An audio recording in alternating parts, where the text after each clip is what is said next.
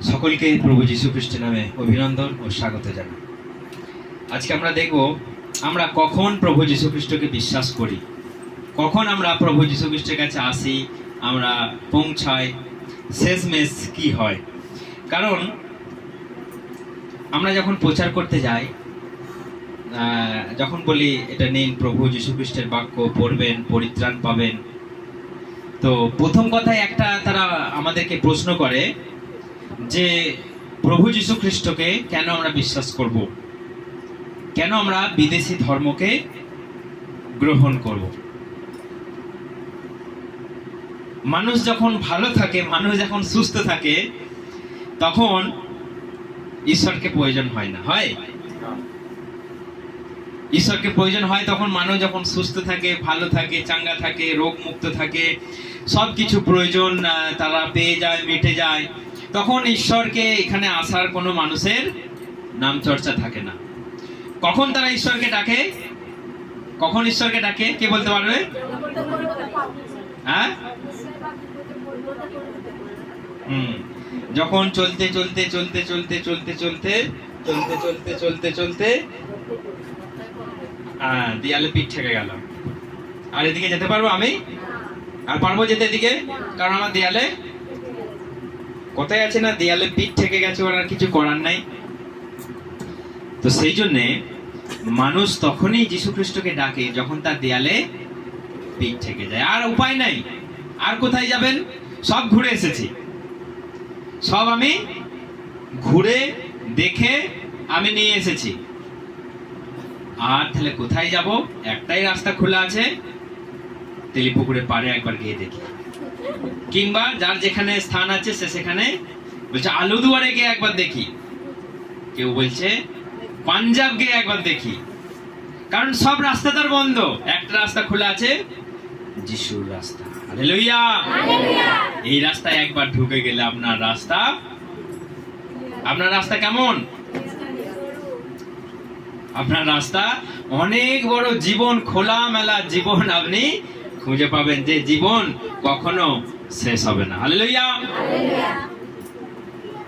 তো সেই জন্যে আজকের মেসেজ, আপনার সব কিছু ফুরিয়ে যাবার আগে, আপনার সব কিছু শেষ হয়ে যাবার আগে, আপনার দেয়ালে পিঠ থেকে যাবার আগে আপনি যিশুর কাছে আসুন। হালেলুয়া! যেন আমাকে সবকিছু হারাতে না হয়। আজকে মানুষ কখন যিশুর কাছে আসে? সবকিছু হারিয়ে দিয়ে, সবকিছু লস, সবকিছু ফিনিশ, এবং সবকিছু তার গন্ডগোল হয়ে গেছে, গড়বড় হয়ে গেছে, জীবনটা সেই জীর্ণ হয়ে গেছে। তারপর বলছে যিশু তুমি কার, যিশু তুমি কোথায়? যখন তার ফ্যাট আছে শরীরে, যখন তার এখানে শক্তি আছে, তখন দরকার নেই।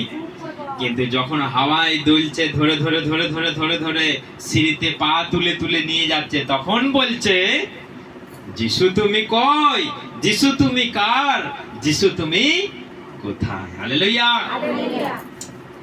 আমাদের ঈশ্বর তো দয়ার ঈশ্বর, আমাদের ঈশ্বর করুণার ঈশ্বর, আমাদের ঈশ্বর ভালোবাসার ঈশ্বর। আমাদের ঈশ্বর তার এতটাই ভালোবাসা, বাইবেল বলছে সমুদ্র যতটা গভীর, সমুদ্র কতটা গভীর আজ পর্যন্ত আমাদের অজানা। সবাই যেতে চেষ্টা করছে গভীরে, কিন্তু পৌঁছতে পারছে না। কিছু মাস আগে কিছু সায়েন্টিস্টরা চেষ্টা করেছিল সমুদ্রের গভীরে যাবার আগে, সেই জন্য তারা একটা জলযান বানিয়েছিল সমুদ্রের গভীরে যাবার জন্য। কিন্তু ঘটনাচক্রে কি হয়েছে, তারা নিজেদের মতো একটা জলযান বানিয়েছিল, ডুবোজাহাজ। সমুদ্রের গভীরে যেতে যেতে যেতে যেতে যেতে যেতে সমুদ্রের গভীর এতটাই তারা শেষ স্থানে পৌঁছতে পারেনি।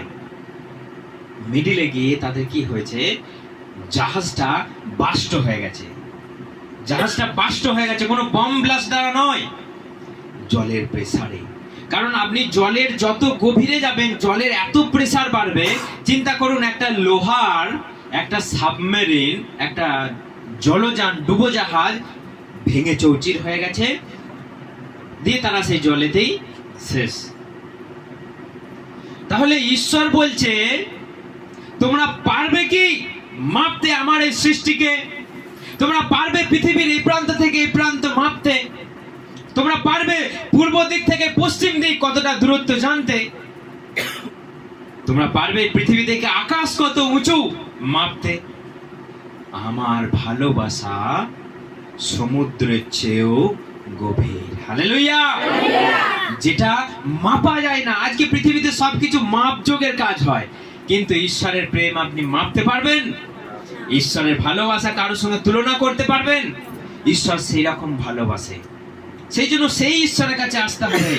কিন্তু সেই ঈশ্বরের কাছে যাবার মুহূর্তে প্রথম বাধা ধর্ম। প্রথম বাধা কি? আমি তো সনাতন ধর্ম, ওটা তো খ্রিস্টান ধর্ম। এখন তো বেশ আমার শরীরটা টাগড়ায় আছে, ভালোই আছে, মুখে চোবড়াও আছে, মুখটা বেশ আমার এখন শার্প আছে, একদম মুখের তেজে অনেক জনকার আছে না, মুখ বাবা ওর মুখে হাত দেওয়া যাবে না বলে তো সবাই। তার মানে কি মুখের জোর আছে বলে মুখে হাত দিতে পারবে না।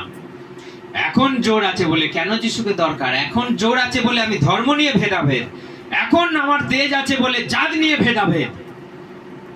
যখন আর উপায় নাই, নিয়েছো বাবা, আমাকে নিয়েছো, আমাকে বাঁচা, আমাকে, আমি আরো বাঁচতে চাই, আমার বাঁচার ইচ্ছা, আমার এই কায়াটা যেন পরিবর্তন হয়ে যায়, আমি মরতে চাই না, আমি এই সংসারকে ছাড়তে চাই না, আমি যেন এই সংসারেই দীর্ঘকাল যেন থাকি, এই সোনার সংসারকে আমি তৈরি করলাম, আমি ছেড়ে যেতে চাই না। তখন যত বাধা, শরীরে যতক্ষণ বল আছে, তেজ আছে, ততক্ষণ যিশু তুমি তো বিদেশি, যিশু তুমি তো অন্য ধর্মের, যিশু তুমি খ্রিস্টান, তুমি মুসলমানের সময় যত প্রশ্ন। কিন্তু দেয়ালে পিঠ থেকে গেলে তখন আর কেউ বলে যে না অমুক জায়গায় যাব না, গেলে গরু খাওয়ায়, বলে কেউ না অমুক জায়গায় যাব না, ওখানে গেলে ধর্ম দিয়ে দেয়, বলবে কেউ। কিন্তু আজ পর্যন্ত এই যে শাস্ত্রের মধ্যে কোন ধর্মের নাম উল্লেখ আছে? কেউ যিশুকে বিশ্বাস করে করে আজ পর্যন্ত কেউ গরু খেয়েছে? কারো কোনো নাম পরিবর্তন হয়েছে? জোর করে না বললে আমাদের উঠবে কি করে? কারো নাম পরিবর্তন হয়েছে? ধর্ম পরিবর্তন হয়েছে? অমুক কোন জায়গায় যেতে হয় মাসে একবার? অনেকজনা বলছে যিশুকে বিশ্বাস করলেই যেতে হবে, যেতে হবে আমাদের 3 দিন 4 দিন করে তাদের সঙ্গে সঙ্গ দিতে হবে, সেটা পরের কথা। কিন্তু যিশুকে বিশ্বাস করলে না পরিবর্তন হয় কোনো ধর্ম, যিশুকে বিশ্বাস করলে না চেঞ্জ হয় আমাদের কোনো নাম, না খেতে হয় আমাদের গরু, আমরা যেই পরিবেশে আছি, আমরা যেই সিস্টেমে আছি, আমরা যেভাবে আছি সেইভাবেই আমরা চলি। শুধু পরিবর্তন হয় আমাদের মন, পরিবর্তন হয় আমাদের আচরণ, পরিবর্তন হয় আমাদের কি, আমরা যে রোগ ছিলাম সেই রোগ থেকে আমরা মুক্তি পেলাম, যে পরিস্থিতিতে ছিলাম সেই পরিস্থিতি থেকে আমাদের আরেকটু সুন্দর পরিস্থিতি হলো। এটাই তো, এটাই। জোর করে কাউকে যীশু খ্রিস্টকে বিশ্বাস করানো যায়? জোর করে কাউকে এইখানে আনা যায়? কেউ যদি ইচ্ছায় আসে তবেই।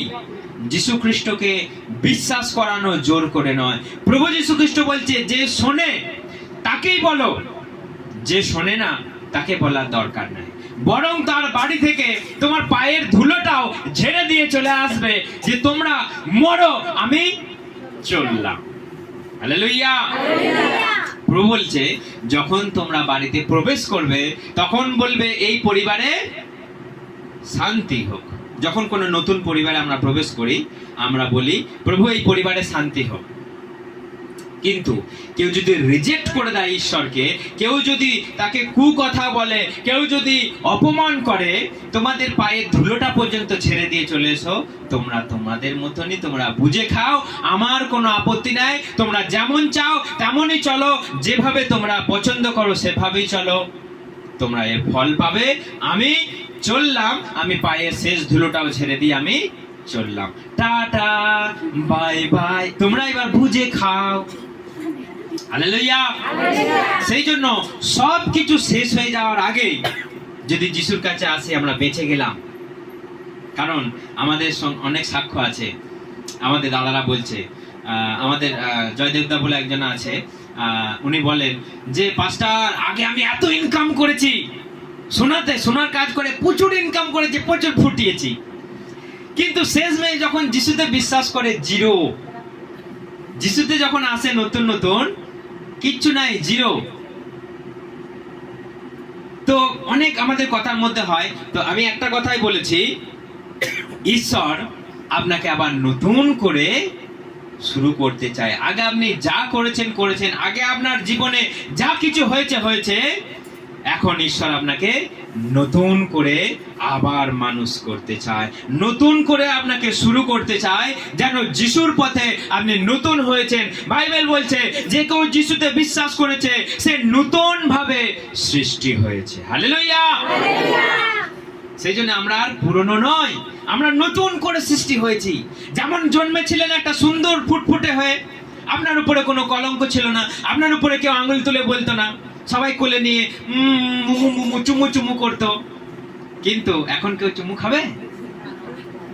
রাস্তায় দাঁড়িয়ে কথা বলতেও বলবে, এরে দা কথা বলছে। এখন এত আমাদের এসে গেছে, মানসিক আমাদের রোগ এসে গেছে। বন্ধু গল্প করলেও গল্প করছে, দেখেছিস এখনকার ছেলে মেয়ে। ভালো কথা বললেও আমাদের মন কি বলবে? খারাপটাই বলবে।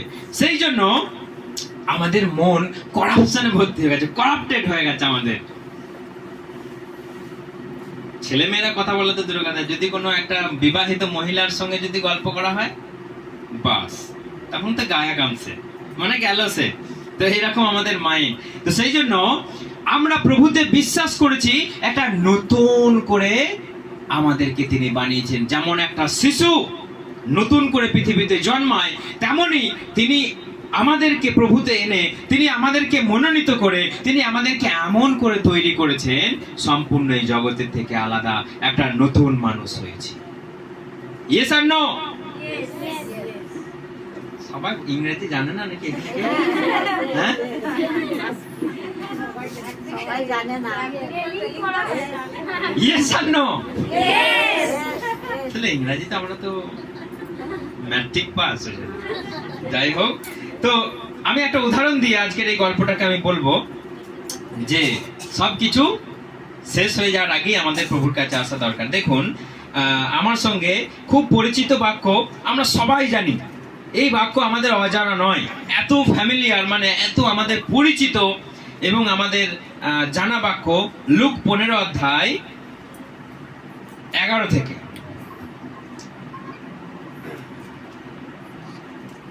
লুক 15 অধ্যায় 11 থেকে। আচ্ছা, কার মাইকটা খোলা আছে একটু বন্ধ করে দেবেন। আমাদের যে পাঁশকুড়া থেকে যে আমাদের সুপ্রিয়া রয়েছে, মাইকটাকে একটু মিউট করে দেবেন, তাহলে আপনাদের আওয়াজটা আসবে না। হ্যাঁ, মাইকের, হ্যাঁ, ঠিক আছে। দেখুন, এখানে সুন্দর করে একটা গল্প প্রভু যীশু খ্রিস্ট বলেছেন যে তার ভালোবাসা, তার স্নেহ কত সুন্দর। পড়ুন, কেউ একজনা জোর করে পড়ুন, লুক 15 অধ্যায় 11 থেকে। একজন লোকের 2টি ছেলে ছিল। ছোট ছেলেটি তার বাবাকে বলল, বাবা, আমার ভাগের সম্পত্তি আমাকে দিন। তাতে সেই লোক তার 2 ছেলের মধ্যে সম্পত্তি ভাগ করে দিলে। কিছুদিন পরে ছোট ছেলেটি তার সম্পত্তি বিক্রি করে টাকা পয়সা নিয়ে দূর দেশে চলে গেল। সেখানে সে খারাপভাবে জীবন কাটিয়ে তার সব টাকা পয়সা উড়িয়ে দিল। যখন সে তার সব টাকা খরচ করে ফেলল, তখন সেই দেশের সমস্ত জায়গার ভীষণ দুর্ভিক্ষ দেখা দিল।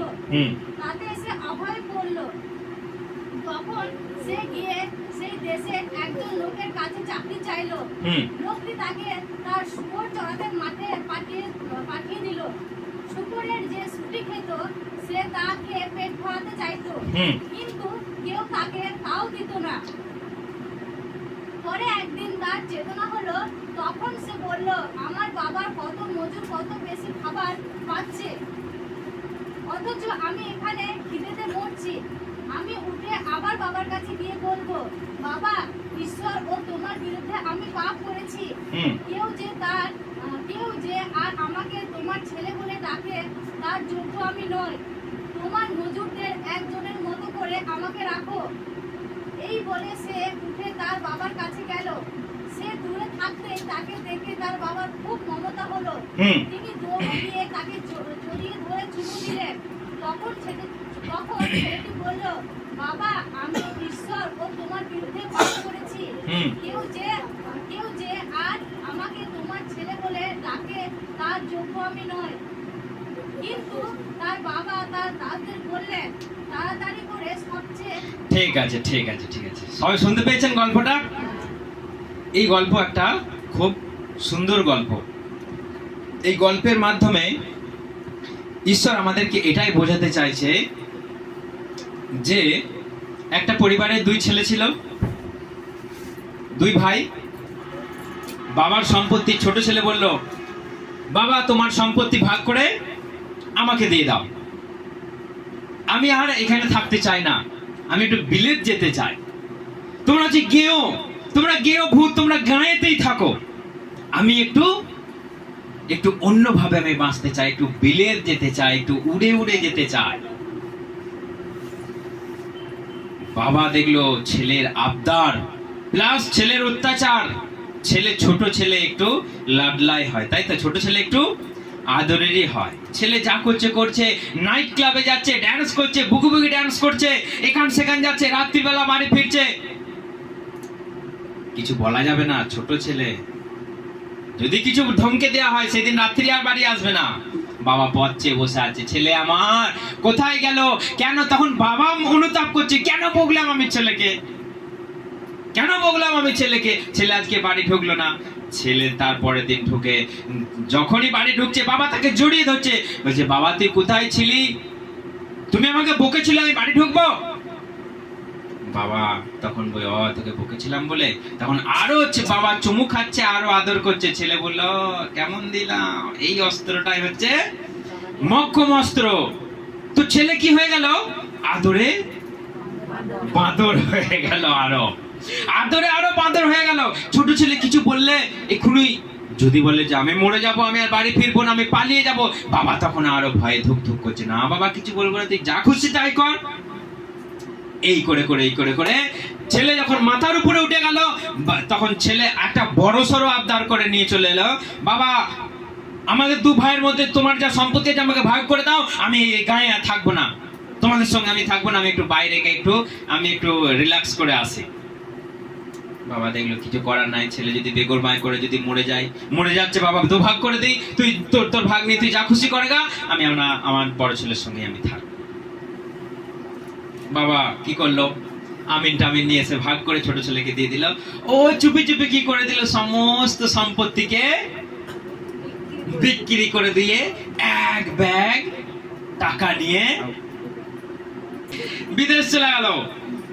একদম করে প্লেন ধরে চলে গেল ইংল্যান্ড থেকে আমেরিকা, আমেরিকা থেকে অস্ট্রেলিয়া, অস্ট্রেলিয়া থেকে নিউজিল্যান্ড করে বেড়াচ্ছে, ট্যুর করে বেড়াচ্ছে। হালেলুয়া! সবাই ফোনেতে শুনতে পাচ্ছেন তো? বিদেশ চলে গেল। টাকা আছে, বন্ধুর অভাব নাই, খাবার অভাব নাই, এবং পার্টি করার অভাব নাই, টাকা আছে তো। তারপর আরো অনেক কিছু মজা আছে, যে মজাগুলো সবাই জানে, যে টাকা থাকলে একটা ছেলে কি কি করতে পারে। গার্লফ্রেন্ড, বয়ফ্রেন্ড একদম অ্যাভেলেবেল। মুম্বাইয়ের তাজ হোটেল থেকে শুরু করে একদম লন্ডনের হোটেল, তারপর আমেরিকার হোটেল, সব হোটেল একদম বুকিং ফটাফট, ইন্টারনেটে ফটাফট বুকিং করে, এখানে এক নাইট থাকবো, ওখানে এক নাইট থাকবো, এই উটিতে এক নাইট থাকবো, এরকম করে ফটাফট বুকিং হয়ে গেল। ইনকাম নাই, এখন কোথা থেকে চলছে? যেই পিঠে যে টাকার ব্যাগটা আছে সেখান থেকে চলছে। চলতে আর হাই ফাই তো স্ট্যাটাস দেখাতে হবে তো, মানি ব্যাগ খুলছে, হস টাকা বেরোচ্ছে। কথাই আছে, বসে খেলে রাজার ধনও ফুরিয়ে যায়। এই করতে করতে গল্প বলছে, তার এক সময় টাকা শেষ হয়ে যায়। এত বন্ধু, এত গার্লফ্রেন্ড, এত বয়ফ্রেন্ড, এত ক্লাবকে মেনটেন্স করতে গিয়ে তার টাকা আস্তে আস্তে শেষ হয়ে যায়, আস্তে আস্তে শেষ হয়ে যায়। কিন্তু তখন আছে কোথায়? বিদেশে আছে। বিদেশ থেকে এখানে শর্ট করে আসাও যাবে না, তার টাকা শেষ। তার টাকা শেষ হয়ে গেছে। এরপর লেখা রয়েছে একটা দুর্ভিক্ষ সেখানে, মানে খাদ্যের অভাব, কাজের অভাবও দেখা দিয়েছে। মানুষ সবাই হাহাকার করছে। সেই মুহূর্তে তারও টাকা শেষ। সেও খুঁজে বেড়াচ্ছে এবার একটা কাজ, যদি চাকরি জুটে যায়, চাকরি যদি জুটে যায় তাহলে আমি কিছু খেতে পারি। চাকরি চাকরি, এই দুয়ার সেই দুয়ার, ওই ফর্ম ফিল আপ, এই ফর্ম ফিল আপ, এখানে যাওয়া সেখানে যাওয়া, একে ঘুষ দিয়া, ওই দালালকে ধরা, অনেক কিছু করে করে করে করে তাদের পিছনেও যেটুকু ব্যালেন্স ছিল গায়া খতম। তখন আর রাস্তা নেই, কোথায় যাচ্ছে তখন? বাইবেল বলছে কোথায়? না না, তখনও কাজ করে, মানে সবকিছু তার মানে উপর লেভেলের কাজ শেষ, একদম ঝুলঝাড়া। তখন সে কাজ খুঁজতে যাচ্ছে। একজন বাড়িতে গেছে, বাড়ি বাড়ি দরজা ঢুকছে, কে আমাকে কাজে নেবে গো? বাসন মাজা হোক, রান্না করা হোক, জামা কাপড় কেচে দেওয়া হোক, রুগী দেখা হোক, আমি করব। সেসব কাজও বুকিং এখন, সেসব কাজেরও এখন চাহিদা আছে। দিয়ে একজনের বাড়িতে গেছে, বলছে আমার কাছে একটা কাজ খালি আছে। কি কাজ? শুয়োর চড়াতে। শুয়োর? কি কাজ? শুয়োর চড়ানো। যে বাবার একমাত্র লাডলা ছিল, যে বাবার একমাত্র ছোট ছেলে, যার মুখের উপরে কথা বলতো না, সে কাটে পড়ে কি বলছে তখন? এমন একটা কাজ জুটে গেছে তখন, শুয়োর চড়ানোর কাজ। খাবার দাবার মালিক বলছে নেই বাবা, যেটুকু আছে আমরা বউ ছেলে নিয়ে খাবো, তুমি ওই শুয়োরে যা খাই তুমিও তাই খাও, তাতে তুমি কাজে এলে এলে এলে, না এলে না এলে আমার কিছু যায় আসে না, তুমি আসতে পারো। এই দুর্ভিক্ষের সময়, করোনার সময় কে কজনাকে জায়গা দিয়েছিল? ধরুন করোনা, ওই দূর থেকে ওইখান থেকে কত বললো, বাড়িতে আসতে দিতেন আপনারা কেউ? আমাদের এই গায়ে গঞ্জে না হয় একটা আলাদা পরিস্থিতি, কিন্তু শহরে ও বাবা, যদি আপনার দরজায় কেউ হাত দিয়েছে, সার্প জল দিয়ে সেই দরজায় জল মারে, আপনারা জানেন না। করোনার সময় মানুষ চেনা গেছে। তো সেই রকম পরিস্থিতি যে তুমি কাজে এলে এলে, না এলে না এলে, শুয়োরে যা খায় তুমিও তাই খাও। শুয়োরে যা খাচ্ছে সুটিরা সেটাই খাচ্ছে, শুয়োর চড়াচ্ছে আর সেটাই খাচ্ছে। করতে করতে করতে করতে করতে করতে প্রথম লাইনে কি বলেছিলাম? দেয়ালে পিঠ ঠেকে গেছে। কোথায় যাবে এবার? এইদিকেও যেতে পারছে না, আছে বিদেশে। বিদেশ থেকে ট্রেন ধরতে গেলে হবে না, বিদেশ থেকে আসতে গেলে উড়ে উড়েই আসতে হবে। কি করে আসবে? হাতে টাকা নাই, পয়সা নাই। যখন শুয়োরের ছুটি খাচ্ছে, চিন্তা করছে। কি চিন্তা করছে? আমার বাবার বাড়িতে যারা কাজ করে তারাই ফেলে ছড়িয়ে খায়, আর আমি তো লাডলা ছিলাম, একমাত্র বাংলায় কি বলবো এটাকে, কি বলে, কি নাম ছেলে? আদরের ছেলে। আমি তো একমাত্র, না আর একটা ভাষা আছে, হ্যাঁ, লাট সাহেব। ঠিক ঠিক ঠিক ঠিক, লাট সাহেব ছিলাম আমি তো, বাড়ির একমাত্র আদরের লাট সাহেব ছিলাম। কেউ আমার মুখের উপরে কথা বলতো না, কিন্তু এখানে এসে কি লোকে আমাকে মুখ ঝামটাচ্ছে, বাড়ি থেকে দূর দূর করে তাড়িয়ে দিচ্ছে, শুয়োরের ছুটি খেতে হচ্ছে। তখন চিন্তা করছে, আমার বাবার কাজের লোকেরাও এইসব খায় না, আমার বাবার কাজের লোকেরা দামি দামি খায়, বিরিয়ানি খায়, তারা এত কিছু খায়, সে মনে মনে ভাবছে। কারণ দেয়ালে পিঠ ঠেকে গেছে, আর উপায় নাই, নো ওয়ে, আর রাস্তা নাই। কোথায় যাব? যেদিকেই যাব পথ বন্ধ, কোনো রাস্তা নেই। সেরকম হয়েছে আমাদের। তখন মনে মনে ভাবছে, মনে মনে কল্পনা করছে, এবং খিদের টানে ভাবছে কি কি খেয়েছি আর জিভে জল আসছে, কি কি খেয়েছে তখন মনে পড়ছে আর জিভে জল আসছে। দেখবেন উপোস করলে যত বিরিয়ানির কথা মনে পড়ে, যত সেই চিকেন কষার কথাগুলো মনে পড়ে, আর জিভে জল আসে। উপোস করেছেন তো সবাই? করলে দেখবেন ওরকম হবে। তখন তার মনে পড়ছে, আহ বাবার বাড়িতে কি খেয়েছি, বাবার বাড়িতে কি পড়েছি। তখন মনে মনে চিন্তা করছে, আমি বাবার কাছে একবার ফিরে যাব আর বাবার হাতে পায়ে জড়িয়ে ধরে আমি বলবো, বাবা আমি তোমার বিরুদ্ধে অপরাধ করেছি, অন্যায় করেছি, পাপ করেছি, তুমি আমাকে ক্ষমা করো, তুমি আমাকে দয়া করো, আমি তোমার বাড়িতে কাজের লোকের মতো থাকবো, এতটুকু জায়গা তুমি আমাকে দাও, তুমি আমাকে ফিরিয়ে দিও না, আমি কাজের লোকের মতনই তোমার কাজ করব, তোমার বাড়িতে থাকবো, আমি আমি তোমার বিরুদ্ধে এবং স্বর্গের ঈশ্বরের বিরুদ্ধে পাপ করেছি, তুমি আমাকে একবার ক্ষমা করো। হালেলুয়া। সে মনে মনে এই চিন্তা করছে, এই চিন্তা করছে, এই চিন্তা করছে। কোন রকমে এসে বাড়ি ফেরার একটা সুযোগ হয়, বাড়ি ফিরে আসে। বাড়ি ফিরে আসে তখন সেই পরিস্থিতিতে বাড়ি ফিরে আসছে, বাবা আছে, একটা গল্পেতে জাস্ট একটা ইমাজিন, মানে আমরা সেই সিনেমাতেও দেখেছিলাম, বাবা আছে একটা জমিতে, বাবা আছে একটা জমির ধারে, সেই ছেলে তখন ছিঁড়া প্যান্ট জামা খ্যাপা ধুপো হয়ে ফিরছে। তখন পুকুরের ওই পারে ধরুন ছেলে আর এই পারে ধরুন বাবা। বাবা তখন এমন করে দেখছে, আমার ছেলের মতো তো, আমার ছেলে ফিরছে নাকি, সে অনেক চেষ্টা করছে, দেখার চেষ্টা করছে আমারই ছেলে। তখন ছেলে বুঝতে পেরেছিল তো আমারই বাবা, ওর তো টনটনে জ্ঞান আছে, ওর দৃষ্টিও টনটনে আছে, আমারই বাবা।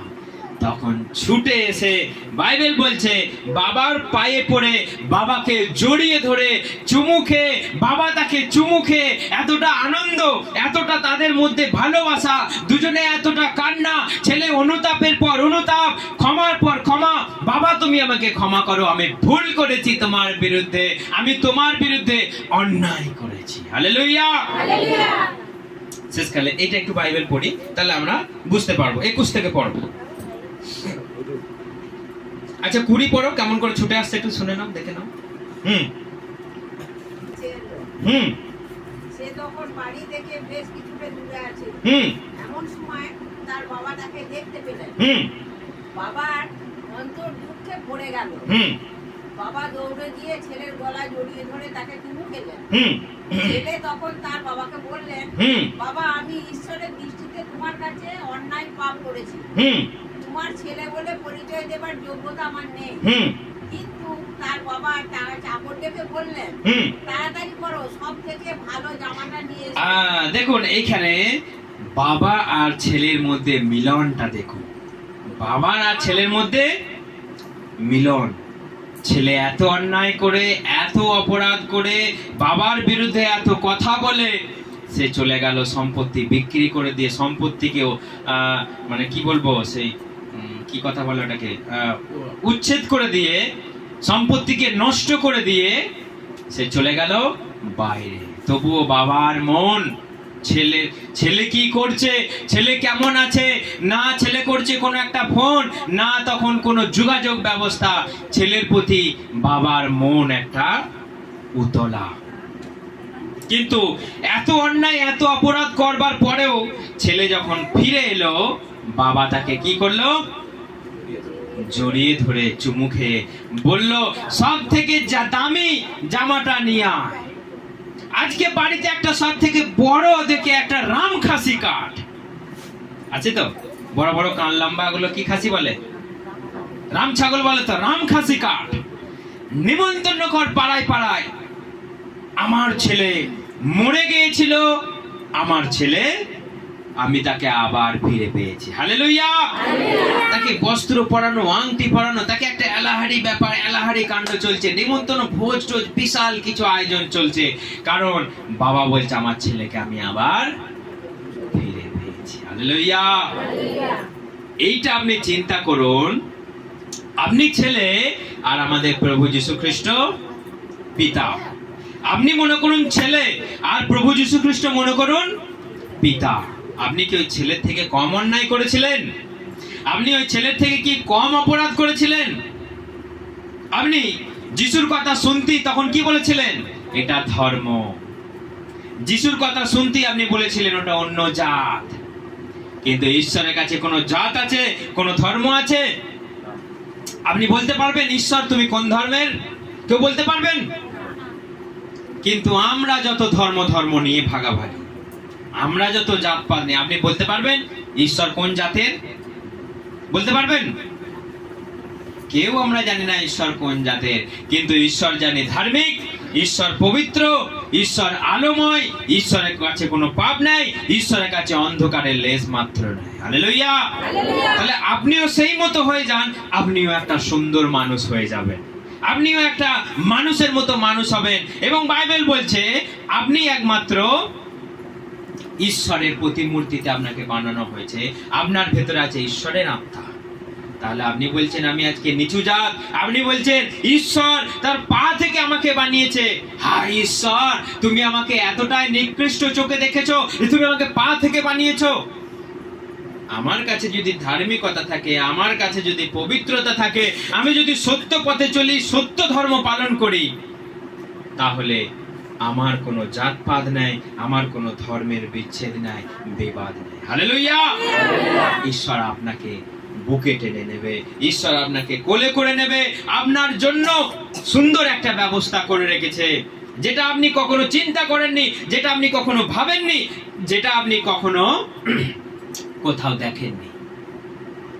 সেই জন্য ঈশ্বরের প্রেম কি আপনি কল্পনা করুন, আপনি উপলব্ধি করুন। আপনি তো পবিত্র আত্মা প্রাপ্ত ব্যক্তি, ঈশ্বরের কাছে আপনি ধ্যান করুন, ঈশ্বর তোমার প্রেম কত অপার, আমি কত অন্যায়, কত অপরাধ, কত পাপ করেছি, তাও তুমি আমাকে কি করেছো।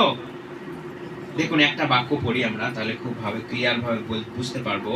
রোমিও 5 অধ্যায়, রোমিও 5 অধ্যায় ঝট করে বার করুন, 8 কেউ একজনা পড়ুন, রোমিও 5 অধ্যায় 8। যেহেতু আমরা যখন পাপী ছিলাম, খ্রিস্ট তখন আমাদের জন্য প্রাণ দিলেন। আর এইভাবেই ঈশ্বর দেখলেন যে তিনি আমাদের ভালোবাসেন। হ্যাঁ, ঠিক আছে, অন্য কোন একটা দেখি। কিন্তু যখন আমরা পাপী ছিলাম, ঠিক আছে, পড়ো পড়ো পড়ো। কিন্তু যখন আমরা পাপী ছিলাম, খ্রিস্ট তখন আমাদের জন্য প্রাণ দিলেন, আর এভাবে ঈশ্বর দেখালেন যে হ্যাঁ। তিনি আমাদের ভালোবাসেন। হালেলুয়া। হালেলুয়া। দেখুন আমরা যখন পাপী ছিলাম তখনই তিনি আমাদের জন্য প্রাণ দিয়েছে। এটা আমাদের কথা, মন গড়া কথা নয়।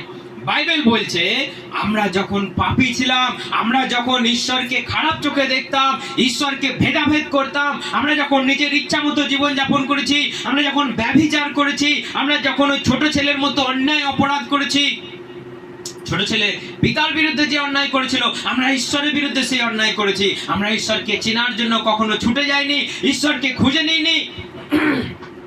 বাইবেল বলছে তিনি আমাদেরকে মনোনীত করলেন। আমরা কোথায় অন্ধকারে পড়েছিলাম, আমরা কোথায় পাপের মধ্যে পড়েছিলাম, আমরা তাকে চিনতামই না, তাকে জানতামই না। লোকে যখন শোনাতে আসতো এটা যিশুর বাণী, আপনি পড়বেন, তখন আপনি নাক ছিটকাতেন।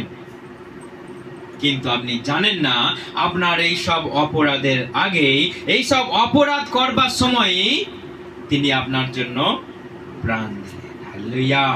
সবাই একটা জোরে হাততালি দিন তার জন্য, তার গৌরব হোক, তার মহিমা হোক।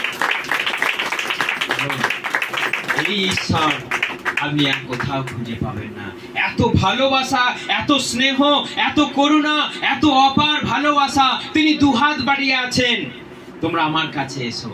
তিনি দুহাত বাড়িয়ে আছেন, তোমরা আমার কাছে এসো। একটা মা যেমন একটা শিশুকে ভালোবাসে, তার ছেলেকে ভালোবাসে, তার চেয়েও বেশি আমরা ভালোবাসি। সেই বাবার স্নেহ দেখুন ছোট ছেলের প্রতি, ছোট ছেলের প্রতি তার মন কাঁদছে, তার মন কাঁদছে, তার মন কাঁদছে। ছেলে আমার চলে গেল, ভুল করলো, কিন্তু বাবা তখন কি তাকে একটাও কোনো খারাপ কথা বলেছিল? বেরিয়ে যা চোখের সামনে থেকে, তুই অন্যায় করেছিস, তুই অপরাধ করেছিস বলেছিল? যখন সে ফিরে এলো, বাবার কাছে অনুতাপ করলো, ক্ষমা স্বীকার করলো, বলেছিল না? বাবা তাকে জড়িয়ে ধরে চুমু খেলো। আমাদের প্রভু যীশু খ্রিস্ট আপনাকে জড়িয়ে ধরে আপনাকে আলিঙ্গন করতে চায়, আপনার সঙ্গে কাঁধে হাত দিয়ে আপনাকে পথ দেখিয়ে নিয়ে যেতে চায়। যদি আপনি একবার অনুতাপ করেন, যদি আপনি একবার ফিরে আসেন, আর যদি আপনার জাতের অহংকার করেন, আপনার ধর্মের অহংকার করেন, আপনার জন্য পড়ে আছে শেষ গন্তব্য। কোথায়? সেই অগ্নিময় স্থান যেটাকে বলা হয় নরক।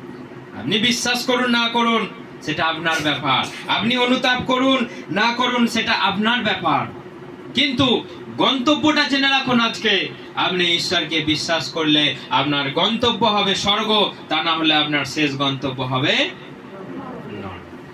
এটা থেকে আপনি অ্যাভয়েড করতে পারবেন, এড়াতে পারবেন না। এটা থেকে আপনি ছিটকে যেতে পারবেন না। এখন আপনি অনেক কিছু ছিটকে যেতে পারবেন, এখন আপনি অনেক কিছু নাক ছিটকাতে পারবেন, কিন্তু যখন শেষ সময়ে পুকুর যখন মারা হবে, পুকুর থেকে যখন জল তুলে নেওয়া হবে, দেখেছেন কাতলা মাছগুলো কেমন ছটফট করে, পুঁটি মাছগুলো কেমন পাকে গড়াগড়ি খায়, দেখেছেন সবাই? জাল যখন দিচ্ছে আপনি, কাতলা মাছ তো মাথাটা একটু মোটা হয়, মাথা মোটা তো এমন লাভ দিচ্ছে, ও মনে হচ্ছে যেন আর কখনো ধরা পড়বে না। শিঙি মাছ আবার ধরতে যান, এমন দেবে কাঁটা, বাস আপনার 12টা বাজিয়ে দিয়ে মাছ ধরাই বন্ধ। অনেক জন শিঙি মাছের মতো আছে, এমন হুল দেবে, বাস ও তো লাভ দিতে পারবে, আর ওর কাছে যান ও শুধু কান নড়াবে, একবার হাতে পেলেই বাস। এরকম মানুষ আছে। দেখুন, আপনি সেরকম অপরাধ করেছেন, সেরকম অন্যায় করেছেন, কিন্তু জানেন না পুকুরটা মেরে দিলে বাস আপনার খেল খতম। সেই জন্য আমাদের তার কাছে নত হতে হবে, আমাদের তার কাছে বলতে হবে, প্রভু আমি যা কিছু না জেনে অন্যায় করেছি, তোমাকে যতদিন আমি জানিনি তুমি আমাকে ক্ষমা করো, যা কিছু অপরাধ করেছি। ঈশ্বর বলছে 7 গুণ মাপ, ঈশ্বর বলছে তোমার জন্য ক্ষমা 70 গুণ 7 বার তুমি ক্ষমা। কিন্তু তুমি যদি অপরাধ, তুমি যদি অন্যায় যদি স্বীকার না করেছো, তো তুমি গেলে। সেই জন্য প্রভুর কাছে আসুন, জীবন পাবেন। প্রভুর কাছে আসুন, আপনি জীবন পাবেন, আপনি মুক্তি পাবেন, এবং দেয়ালে পিঠ থেকে যাওয়ার আগে ঈশ্বরকে আপনি নির্দ্বিধায়, বিনা দ্বিধাতে আপনি তাকে ডাকুন।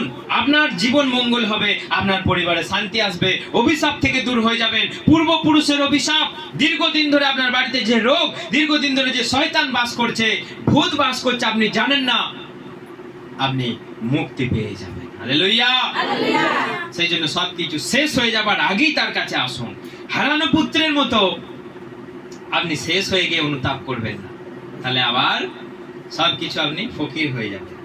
এবং আপনার জীবনে দুর্দশাগ্রস্ত হবার আগে ঈশ্বরকে বিশ্বাস করা আমাদের দরকার। কিন্তু হায় ঠিক দুর্ভাগ্য, এই যুগের মানুষকে ভালো থাকতে তারা কেউ ঈশ্বরকে বিশ্বাস করবে না। যতক্ষণ দেহে শক্তি আছে, যতক্ষণ তাদের ক্ষমতা আছে, তারা নিজেদের জ্ঞানে চলবে। যখন সবকিছু শেষ, হাই হুতাশ করা টাইম, তখন বলবে ঈশ্বর আর আমার রাস্তা নাই, আর আমার উপায় নাই, দেয়ালে পিঠ থেকে গেছে, তুমি আমাকে ক্ষমা করো, আমাকে দয়া করো। হালেলুয়া।